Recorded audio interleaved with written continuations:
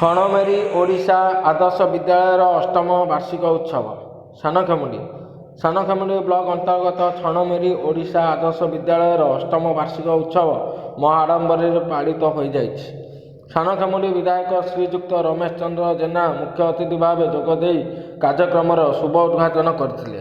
ସମ୍ମାନିତ ଅତିଥି ଭାବେ ସାନଖେମୁଣ୍ଡି ତହସିଲଦାର ରାମଚନ୍ଦ୍ର ପଟ୍ଟନାୟକ, ଦିଗପହଣ୍ଡି ଥାନାଧିକାରୀ ରାଜକିଶୋର ପାତ୍ର, ଯୋଗାଣ ଅଧିକାରୀ ଅକ୍ଷୟ କୁମାର ସେଠୀ, ସମାଜସେବୀ ବାବୁଲା ଦୋରା ପ୍ରମୁଖ ଉପସ୍ଥିତ ରହି ବାର୍ଷିକ ଉତ୍ସବ ପାଳନର ଉଦ୍ଦେଶ୍ୟ ଜ୍ଞାପନ କରିବା ସହିତ ଆଜିର ଶିଶୁ ଆସନ୍ତାକାଲି ଦେଶର ଭବିଷ୍ୟତ, ତେଣୁ ଭଲ ପାଠ ପଢ଼ି ଦେଶର ଜାତିର ଟେକ ରଖିବା ପାଇଁ ପରାମର୍ଶ ଦେଇଥିଲେ।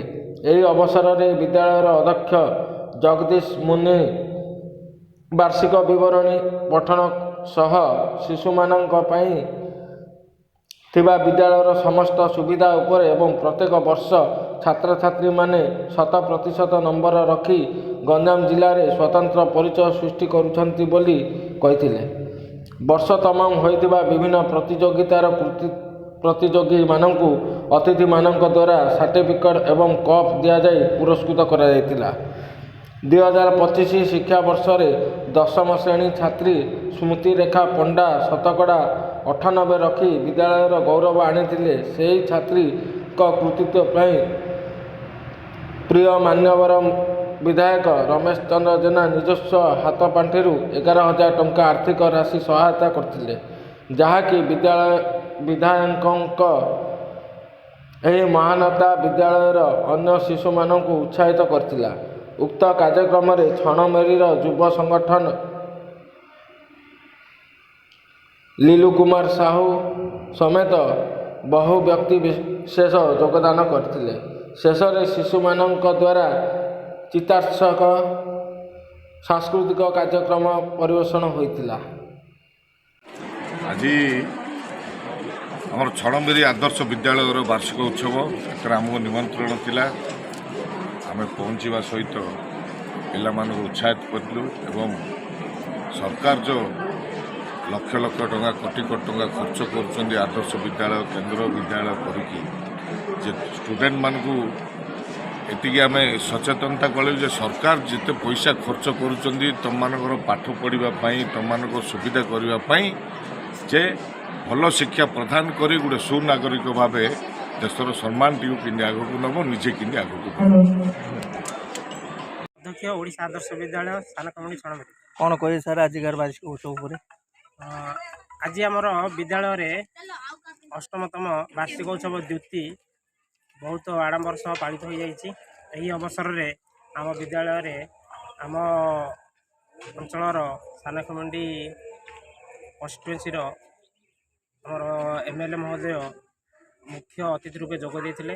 ଏହା ସହିତ ତହସିଲଦାର ମହୋଦୟ ଏବଂ IIC ମହୋଦୟ ଏବଂ ଅନ୍ୟାନ୍ୟ ବ୍ୟକ୍ତିଗଣ ସବୁ ଅତିଥି ରୂପେ ଯୋଗ ଦେଇଥିଲେ।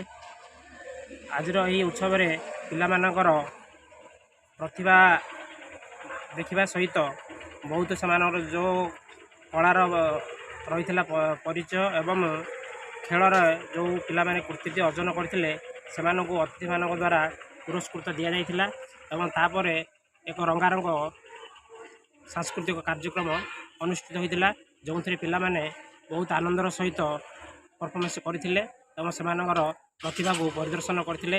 ଏଇଥିରେ ଆମର ପାଖାପାଖି ଏହି ଅଞ୍ଚଳର 300 ଜଣ ପ୍ୟାରେଣ୍ଟସ୍ ଉପସ୍ଥିତ ରହିଥିଲେ ଏବଂ ସମସ୍ତେ ସେହି ଉତ୍ସବର ଆନନ୍ଦ ନେଇଥିଲେ। ଧନ୍ୟବାଦ। ଆଜିକାର ଯେଉଁ ମାନେ ବାର୍ଷିକ ଉତ୍ସବରେ ଛାତ୍ରଛାତ୍ରୀମାନଙ୍କୁ କ'ଣ ବାର୍ତ୍ତା ଦେବେ? ଆଜିକାର ବାର୍ଷିକ ଉତ୍ସବରେ ଛାତ୍ରଛାତ୍ରୀମାନଙ୍କୁ ବାର୍ତ୍ତା ଦେବି, ସବୁ ଛାତ୍ରଛାତ୍ରୀମାନଙ୍କ ମଧ୍ୟରେ ପ୍ରତିଭା ଲୁଚି ରହିଥାଏ। ସେମାନଙ୍କୁ କେବଳ ଉପଯୁକ୍ତ ପ୍ଲାଟଫର୍ମ ଦରକାର। ଏହି ହେଉଛି ସେହି ପ୍ଲାଟଫର୍ମ ଯାହାଦ୍ୱାରା ସେମାନଙ୍କ ମଧ୍ୟରେ ରହିଥିବା ତାଙ୍କର ଯେଉଁ ପ୍ରତିଭାଟା ଲୁକାୟିତ ଅବସ୍ଥା ରହିଯାଇଛି ତାହା ବାହାରକୁ ଆସିବ। ଏହି ବାର୍ଷିକ ଉତ୍ସବରେ ସେମାନଙ୍କ ମଧ୍ୟରେ ରହିଥିବା ସେମାନେ ପ୍ରତିଭାକୁ ପରିଦର୍ଶନ କରିଥାନ୍ତି ଏବଂ ଯାହାକି ସେମାନଙ୍କୁ ଉପରକୁ ନେବାରେ ସହାୟତା ହୋଇଥାଏ। କେବଳ ତ ପିଲାମାନେ ପାଠ ପଢ଼ନ୍ତି ସେୟା ନୁହେଁ, ତାହା ସହିତ ପିଲାମାନଙ୍କର କୋ-କରିକୁଲାର ଆକ୍ଟିଭିଟିସ୍ର ବି ବହୁତ ମହତ୍ତ୍ୱପୂର୍ଣ୍ଣ ଭୂମିକା ରହିଥାଏ। ତ ଏହି ବାର୍ଷିକ ଉତ୍ସବ ପାଳନ ଅବସରରେ ସେମାନଙ୍କ ମଧ୍ୟରେ ରହିଥିବା ବିଭିନ୍ନ ପ୍ରତିଭା ଯେପରିକି ନୃତ୍ୟ, ଗୀତ, ସଙ୍ଗୀତ, ବକ୍ତୃତା ଏବଂ ବିଭିନ୍ନ ଅନ୍ୟାନ୍ୟ ସବୁ ପ୍ରତିଭାମାନ ଏଠି ପରିଲକ୍ଷିତ ହୋଇଥାଏ ଏବଂ ସେମାନେ ଏଠିରେ ପ୍ରଦର୍ଶନ କରିଥାନ୍ତି ଓ ଯାହାଦ୍ୱାରା ସେମାନଙ୍କ ମଧ୍ୟରେ ଭିତରେ ଲୁଚି ରହିଥିବା ପ୍ରତିଭା ଏଠି ପ୍ରସ୍ଫୁଟିତ ହୋଇଥାଏ। ଅଭିଭାବକମାନେ କ'ଣ ବାର୍ତ୍ତା ଦେବେ? ଅଭିମାନଙ୍କ ପାଇଁ ବାର୍ତ୍ତା ରହିବା ଆମର ସେମାନେ ପିଲାମାନଙ୍କୁ ଏଇଭଳି ଆମର ବାର୍ଷିକ ଉତ୍ସବରେ ସପୋର୍ଟ କରନ୍ତୁ ଏବଂ ଯେଉଁ ଆମର ଏଇ ଯେଉଁ ଆଦର୍ଶ ବିଦ୍ୟାଳୟର ଯେଉଁ ମହତ୍ତ୍ୱ ରହିଛି ଯାହା ହେଉଛି ଆମର ଝିଅମାନଙ୍କ ପାଇଁ ବୋଲି ଏଠି ବହୁତ ପ୍ରୋତ୍ସାହନ ଦିଆଯାଇଥାଏ।